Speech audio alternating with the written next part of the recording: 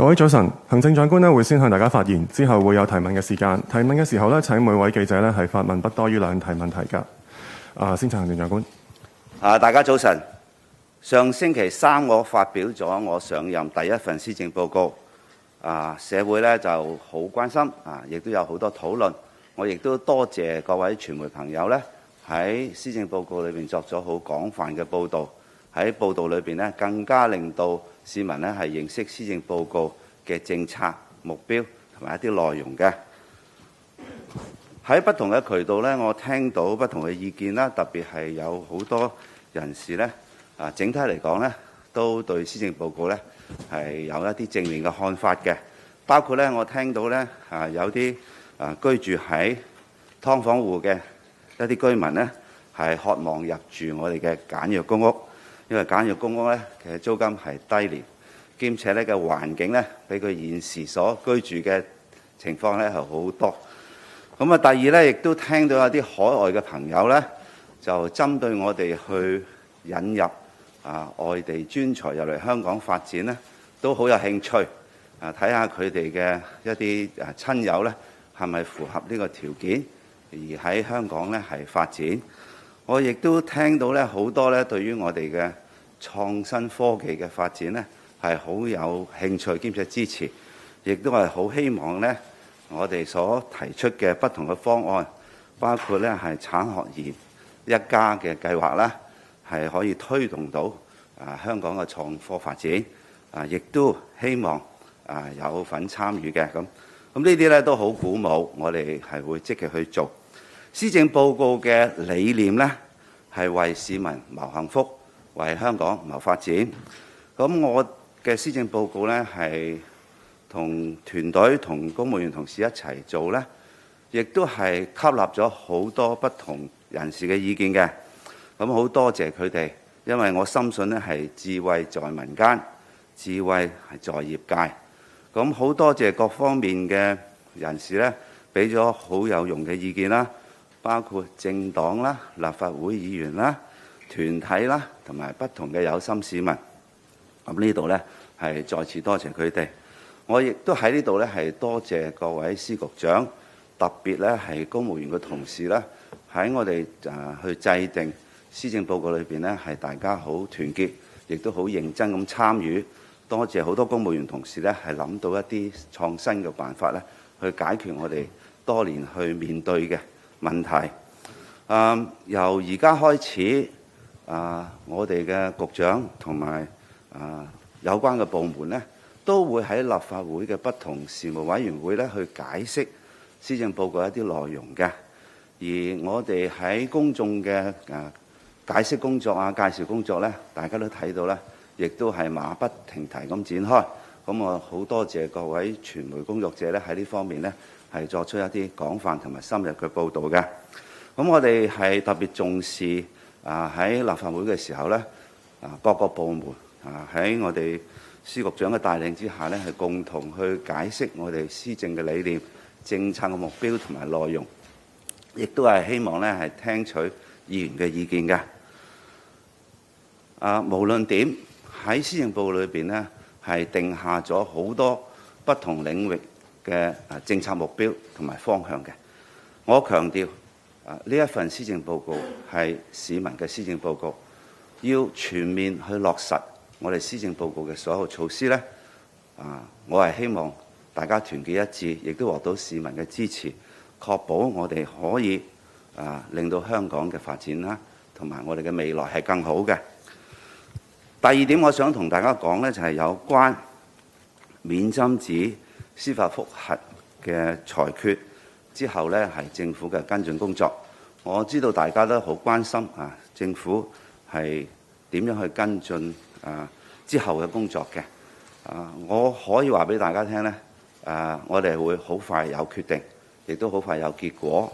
我係好多謝醫務及衛生局同埋律政司嘅同事喺過去幾日係好努力咁做咗大量嘅分析工作。咁我哋相信係決定同埋結果好快就會做出，亦都會好快向大家公佈嘅。但係有幾個原則我必須強調嘅。第一就係政府做事一直咧係依法行事。第二咧係政府係有責任確保我哋嘅公共健康係得到有效同埋迅速嘅保護。第三咧係喺政府行事嘅時候咧，一定會係基於一個穩固嘅法律基礎去進行嘅。第四，對於任何涉嫌違反法律嘅行為，又或者違反專業操守嘅行為咧，政府係會追究佢哋嘅法律同埋操守嘅責任嘅。以下我係歡迎大家去提問。跟住係提問嘅時間啦。請記者朋友陣間用我哋俾你嘅咪去發問啦。每位提問不多於2題，同埋喺提問之前呢，先講你嚟自邊一個傳媒機構嘅。第一位提問左手邊前排白色衫女記者。唔該，你好啦，嘅特首咧，首先想問下咧，頭先都講到嗰個免針紙覆核案啦，其實政府會唔會提出緊急法，定係話係修改599G 章啦？係咪即係變相承認當初嗰個決定係太過倉促啦？擔唔擔心俾人嗰個感覺係會輸打贏要啦？第二都想問翻，即係近日嗰個專子漫畫都好多次俾政府部門有批評啦，會唔會俾人感覺香港其實包容唔到唔同嘅意見啦？甚至特別係影響到一啲諷刺時弊嘅作品啦？最後都想問埋即係多謝你兩個問題，多謝你，唔該晒。唔該。好，有關司法覆核嘅決定呢，我都講，我哋會好快去做出，同埋會有結果，讓大家知道嘅。政府嘅行事呢，一定係依法去辦事。喺我哋政府作出決定嘅時候呢，我哋對於有關嘅條文嘅詮釋係我哋係認為我哋係按住法律嘅依據呢去作出措施嘅制定同埋決定嘅。咁當然法庭嘅裁決咧，認為法律條文嘅詮釋唔應該咁樣解讀咁我哋係而家知道法庭嘅一個裁決，亦都等於我講咧，律政司同埋醫衞局咧已經喺呢方面咧係努力咁作出咗分析，亦都作出咗建議。咁好快嘅決定咧應該就做到。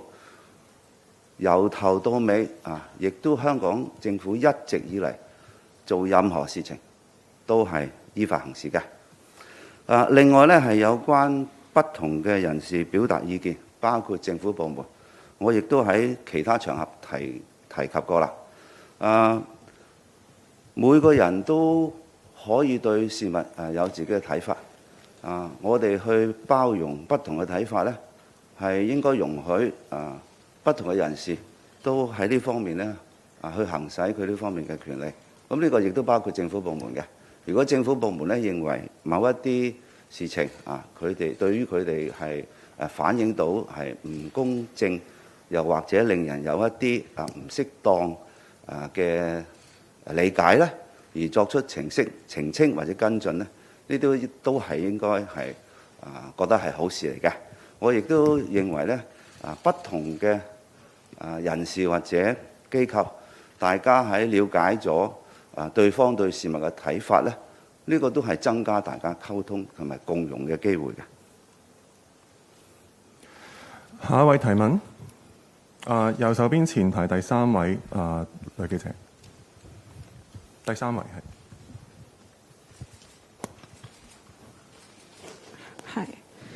Hello, Mr. Lee, Hong Kong Free Press. First question, the Hang Seng closed yesterday at its weakest level since 2009 during the global financial crisis and also dipped it after your policy address. Analysts pointed to the Politburo reshuffle and the ongoing commitment to zero COVID policies. Do you agree? If not, what is to blame? Last week, a poll among Hong Kongers gave you first 100 days in office a 30% approval rating. Your policy address received a similarly low rating. What do you think these figures are not higher? Why do you think these figures are not higher among the public? And the minimum wage commission... Thank you for your 2 questions. Thank you. Okay. First of all, I think everybody knows that the global economic situation is in uncertainty, and there are very many factors affecting the outlook for economies around the world. It is important that we all pay close attention to the development of the economic market. What is important here for the government is to ensure that our systems run smoothly and effectively. We have been monitoring the situation closely. Yes, volatility will be high, but our long-tested systems and response system are in operation all the time. We have a strong response plan for different contingencies.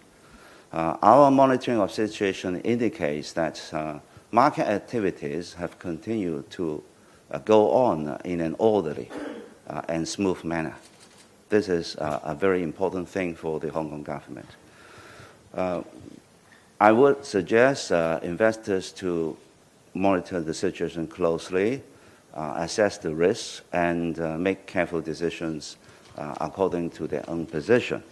Government is very confident that the systems we have in Hong Kong is effective, resilient, and will be monitoring the situation so that we will ensure market order and market transactions will go on in accordance with what we expect. In regard to opinions about the performance of the government, of course, all comments or commentaries about government performance will be considered by me. I note also there are very many positive comments about the performance of the government and also some of the measures we have suggested in the policy address. As I have mentioned in my beginning in the Chinese speech, people are very keen, particularly those who are living in subdivided flats, to see how they can have a chance to move in our light public housing, which will immediately or very quickly help them to get away from the very undesirable living conditions they are facing every day. And there are also people who are very positive with the recommended measures, such as attracting talents from overseas.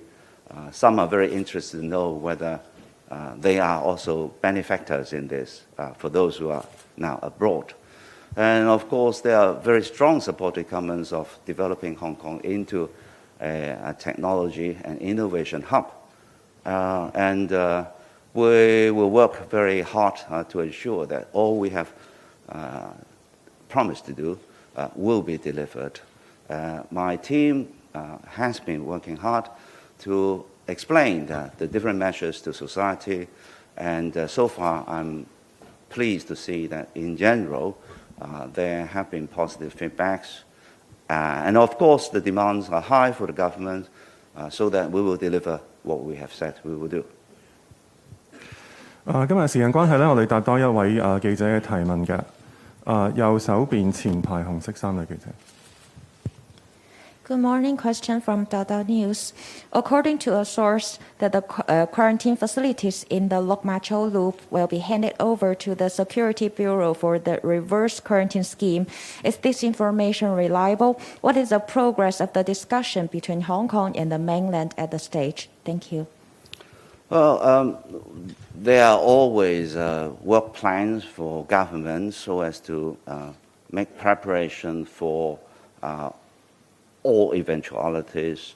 I wouldn't comment on internal arrangements, but what is important, I think it will for people to notice, for the pre-quarantine arrangement that we intend to agree with the mainland authorities, it is an arrangement which is done for the first time.